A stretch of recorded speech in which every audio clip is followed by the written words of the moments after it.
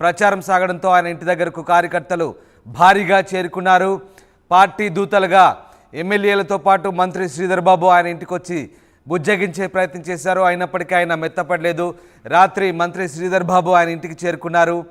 జీవన్ రెడ్డికి సర్ది చెప్పే ప్రయత్నం చేశారు. ఆయనకు తగిన ప్రాధాన్యత ఉంటుందంటూ సర్ది చెప్పే ప్రయత్నం చేశారు. అయినప్పటికీ జీవన్ రెడ్డి ఇంకా ఎలాంటి నిర్ణయం తీసుకోలేదు. 2 గంటల పాటు మంత్రి జీవన్ రెడ్డితో చర్చలు జరిపారు.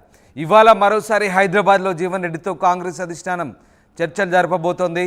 40 సంవత్సరాల సీనియారిటీకి తనకు సరైన గౌరవం దక్కలేదంటూ ఆయన ఆవేదన వ్యక్తం చేశారు. ఇక వ్యవసాయ పనులు చేసుకుంటానంటూ జీవన్ రెడ్డి నిర్వేదం కూడా వ్యక్తం చేశారు. ఈ నేపథ్యంలో జీవన్ రెడ్డిని బుజ్జగించేందుకు కాంగ్రెస్ పార్టీ హైకమాండ్ ప్రయత్నిస్తోంది. ఈ విషయాన్ని సీఎం అలాగే ఖర్గే దృష్టికి తీసుకెళ్తామంటూ శ్రీధర్ బాబు ఆయనకు హామీ ఇచ్చినట్టుగా తెలుస్తుంది. ఇక నిన్న జీవన్ రెడ్డి ఇంటి దగ్గర హైడ్రామా చోటు చేసుకుంది. ఈ నేపథ్యంలో జీవన్ రెడ్డి కూడా స్పందించారు. ఆయన్ని బుజ్జగించేందుకు వచ్చిన మంత్రి శ్రీధర్ బాబు కూడా మాట్లాడారు. ఏం మాట్లాడారు ఒకసారి చూద్దాం. ఇప్పుడు పార్టీలో జరుగుతున్న పరిణామాలు అందరూ గమనిస్తున్నారు. వీళ్ళ కార్యకర్తలు ముఖ్యంగా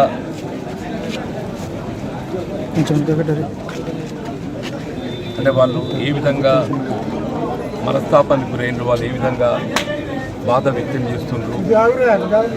సుదీర్ఘ ప్రజా జీవితం 4 దశాబ్దాల కాలం ఎదుగుతుందో కాంగ్రెస్ పార్టీ బలోపేతం కొరకు ఇప్పుడు జగిత్యాల ప్రాంతమనే కాకుండా తెలంగాణ రాష్ట్రం అంతా కూడా, తెలంగాణ ప్రాంతం ఉమ్మడి రాష్ట్రం కూడా తెలంగాణ రాష్ట్రం మరి కాంగ్రెస్ పార్టీ బలోపేతం కొరకు ఒక క్రమశిక్షణ గల కార్యకర్తగా పనిచేయడం జరిగింది.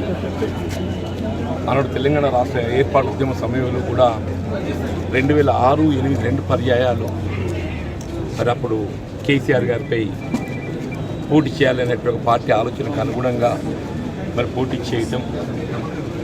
తదుపరి కాలంలో 2009లో ఆశించిన ఫలితాలు పొందలేకపోవటం, 2014లో తెలంగాణ రాష్ట్రం ఏర్పడ్డ తొలి ప్రభుత్వం ఏదైతుందో మన ఉమ్మడి కరీంనగర్ జిల్లాలో ఏకైక శాసనసభ్యుడిగా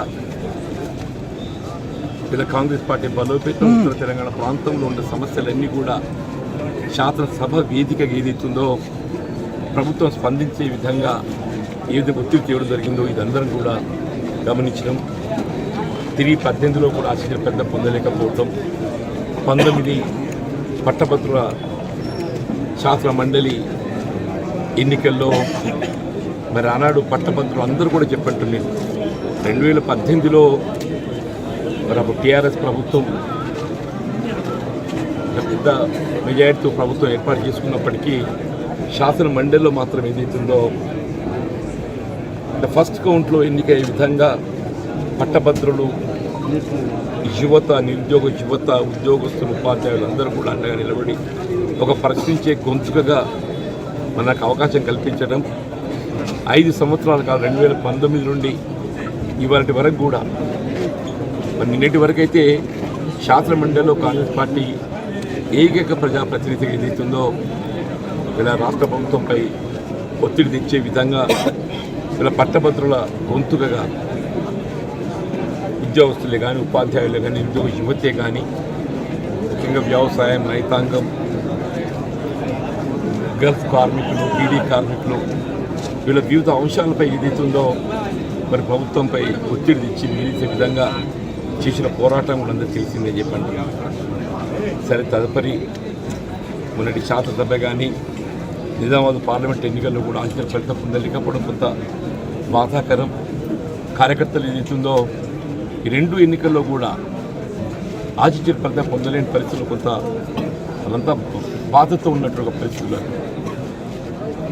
ఇవాళ మరి ఇక్కడ ఇంతకాలం ఏదైతుందో ఎవరితోనైతే పోరాటం చేసినామో మరి ఆ శాసనసభ్యులను ఏదైతుందో ఏకపక్షంగా పార్టీలో చేర్చుకోవడం పట్ల కార్యకర్తలందరూ కూడా వారి యొక్క బాధ. వాస్తవంగా పార్టీ బలోపేతం అనేది ప్రధానమని చెప్పండి. అటువంటి పార్టీ బలోపేతం కొరకు అగ్రహించలు కృషి చేసి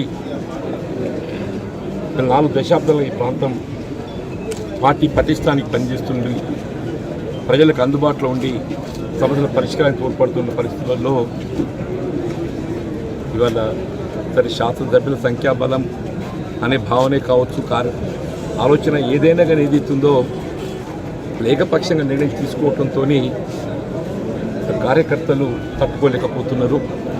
వారి యొక్క ఆలోచన సూచనలు దానికి అనుగుణంగా భవిష్యత్తు కార్యక్రమాన్ని నిర్ణయం తీసుకొని జరుగుతుంది. ఏదైనా కానీ ప్రజా జీవితం ప్రజలకు అందుబాటులో సేవ చేయడం ప్రధానమని చెప్పి అంటారు. ఏ బాధ్యత ఏ హోదా అనేది ప్రధానం కాదు. ఏ బాధ్యత ఏ హోదాలో ఉన్నా ఏ హోదా లేకున్నా కానీ మన ప్రజలకు అందుబాటులో ఉండి ప్రజలకు సేవ చేయడమే ప్రధాన బాధ్యతగా భావించేంతవరకు భవిష్యత్తులో కూడా అదేవిధంగా ఇలా హోదా అనేది ప్రధానం కాదు.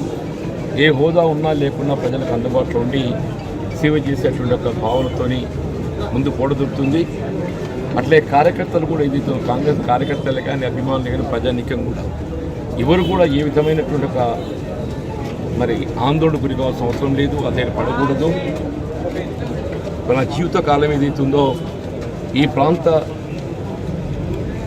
వీళ్ళ కాంగ్రెస్ పార్టీ కార్యకర్తలే కానీ అభిమానులే కానీ ఈ ప్రాంతంలో ఉండే సమస్యల కోసం ఏదైతుందో నేను అందుబాటులో ఉండి సేవ చేయాలనే సంకల్పంతో ముందుకు పోతున్నా. భవిష్యత్తు కాలం నిర్ణయిస్తుంది. భవిష్యత్తు నిర్ణయం ఏదైతుందో కాలం నిర్ణయిస్తుంది. దానికి అనుగుణంగా ముందుకు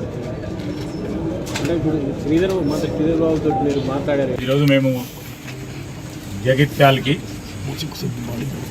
కాంగ్రెస్ పార్టీ సీనియర్ నాయకులైన గౌరవ జీవన్ రెడ్డి గారిని మర్యాదపూర్వకంగా ఈరోజు జిల్లాలో రాష్ట్రంలోనే కాంగ్రెస్ పార్టీ పెద్ద దిక్కుగా ఉన్న జీవన్ రెడ్డి గారిని కలవటానికి నేను అదేవిధంగా లక్ష్మణ్ కుమార్ గారు, ప్రభుత్వ విప్పు ఆది శ్రీనివాస్ గారు, ప్రభుత్వ విప్పు మా పెద్దపల్లి శాసనసభ్యులు విజయరమణారావు గారు, అదేవిధంగా మా రాష్ట్ర చైర్మన్ తయార్ సాబ్, మా మోహన్ గారు, సోదరులు నర్సింగ్ గారు అందరం కూడా రావటం జరిగింది. ఎప్పుడు కూడా రాష్ట్రంలో కాంగ్రెస్ పార్టీ అధికారంలో ఉన్నా లేకున్నా ఈరోజు కార్యకర్తల పక్షాన కాంగ్రెస్ పార్టీ నిలబెట్టాలని వారు చూపెట్టిన అనేక సందర్భాల్లో వారి బాటల్లో నడవడానికి మేమందరం కూడా ప్రయత్నం చేస్తూ ఉంటాం. ఈరోజు కాంగ్రెస్ పార్టీకి సంబంధించి అనేక సందర్భాల్లో కూడా వారు పెద్దలు జీవన్ రెడ్డి గారు శాసన మండలిలో కానీ ఈనాడు ఈ జిల్లాకు సంబంధించి కానీ రాష్ట్రంలో గత 10 సంవత్సరాలు పూర్తి స్థాయిలో ప్రజల పక్షాన్ని నిలబడ్డ వ్యక్తి. మొన్న పార్లమెంట్లో కూడా చాలా కాంగ్రెస్ పార్టీ పక్షాన ఆ సీట్లో పార్టీ నిర్ణయం చేసి నిలబెట్టాలని ఆలోచన చేసినప్పుడు పార్టీ ఆదేశానుసారం ఆనాడు 2007లో 2008లో పార్లమెంటు స్థానానికి కఠినమైన పరిస్థితుల్లో సమయంలో కాంగ్రెస్ పార్టీ పక్షాన పార్లమెంటు సభ్యులుగా నిలబడ్డారు.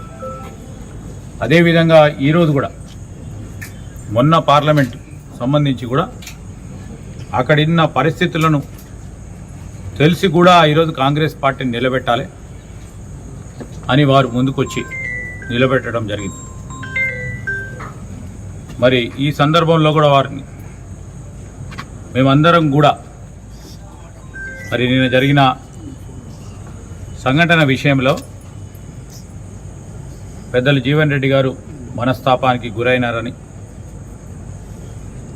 మాకు తెలియగానే మేమందరం కూడా వచ్చి మీరు తప్పకుండా కాంగ్రెస్ పార్టీ పక్షాన రాబోయే కాలంలో కూడా పార్టీకి పెద్ద దిక్కుగా ఉండాలని ఈ విషయం అంతా కూడా కార్యకర్తలు అనేక మంది వారి మనోభావాలని వారి పడ్డ కష్టాలని తప్పకుండా మా కాంగ్రెస్ పార్టీ అధిష్టానానికి ఈరోజు మరొకసారి ముఖ్యమంత్రి గారికి, మా ఇన్ఛార్జ్ అయిన దీపాదాస్ మున్షి గారికి, కేసీ వేణుగోపాల్ గారికి, అఖిల భారత కాంగ్రెస్ పార్టీ అధ్యక్షుడు ఖర్గే గారి ముందట